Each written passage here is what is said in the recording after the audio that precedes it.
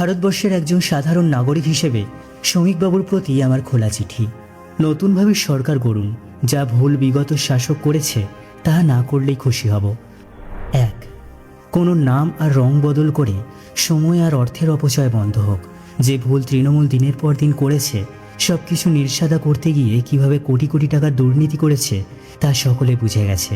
তাই দয়া করে রাতারাতি সব সরকারি ভবন প্রতিষ্ঠান গেরুয়া করতে যাবেন না। বিশ্বাস করুন, সাধারণ মানুষ এসব চায় না। 2.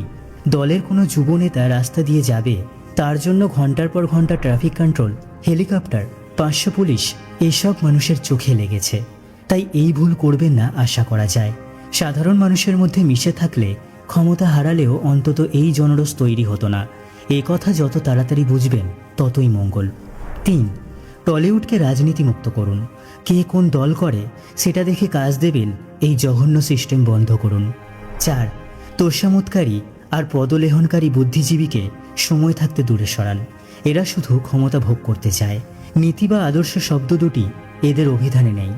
এদের নির্লজ্জ চাটুকারিতাও তৃণমূল পতনের অন্যতম কারণ। 5. সমালোচনাকে সাদরে গ্রহণ করুন। পুলিশি সন্ত্রাস বন্ধ করুন। মিথ্যা কেসে বিরোধীকে জেলে পুরে দেওয়ার প্রথা বন্ধ হোক।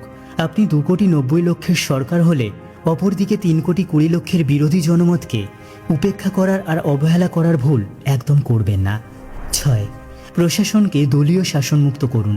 পুলিশ দিয়ে ভোট করানো, ভোটের ফল দেখে বিডিও এসডিও বদলি, এইসব কাজকর্মের জন্য একটা দল 2 অঙ্কে নেমে গেল, এটা মাথায় থাকুক। 7. যখনই কোনো আন্দোলন দানা বাঁধছে তা ধৈর্য ধরে শুনুন। তাদের প্রতি অবহেলা, উদাসীনতা, বঞ্চনা আর পোশাক গুন্ডা দিয়ে আন্দোলন ভাঙার চেষ্টার ফল কী হতে পারে তা নিশ্চয়ই আর আপনাদের অজানা নেই। 8. কলেজ এবং বিশ্ববিদ্যালয়ের প্রশাসনকে সম্পূর্ণ দলীয় শাসনমুক্ত করুন। ছাত্র সংসদ নির্বাচন হোক। কলেজগুলিতে যে ঘুঘুর বাসা তৈরি হয়েছে তা থেকে যে বিশাল টাকার লেনদেন হয় সেগুলো বন্ধ হোক। 9. স্কুল শিক্ষাকে আবার আগের গৌরবের জায়গায় ফিরিয়ে আনা হোক। 8,000 স্কুল এই সরকারের সময় বন্ধ হয়েছে, সেগুলোকে খোলার ব্যবস্থা করুন। দ্রুত শিক্ষক নিয়োগ স্বচ্ছতার সাথে হোক। স্কুল প্রশাসনের মাথায় শিক্ষাবিদদের বসান। দলীয় ক্যাডার, কাউন্সিলর, পঞ্চায়েত মেম্বার স্কুলে ঢুকে কি করেছে সেগুলো থেকে শিক্ষা নিন। 10. অনুমোদনহীন খারিজি মাদ্রাসাগুলিকে দ্রুত বন্ধ করুন। সেই অর্থকে সংখ্যালঘু উন্নয়নে ব্যবহার করুন। 11. দয়া করে নতুন ইতিহাস আর বেদ পুরাণের কথা সিলেবাসে ঢোকাবেন না।